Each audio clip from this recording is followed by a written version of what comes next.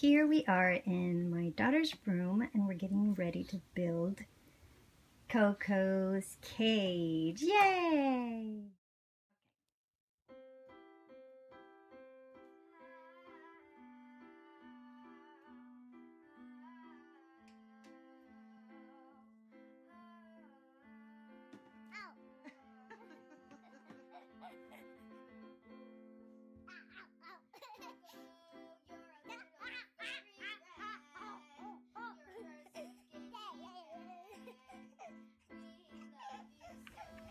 Come on over here.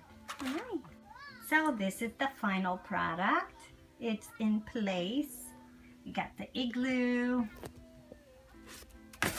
We got little toys and beddings and chew toys. And over here, I'm excited about this because I want to keep all the mess in one area. So he's got the bottled water. He's got his veggies, food, poo-poo litter box.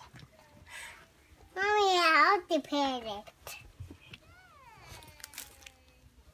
Suavecito. Mira.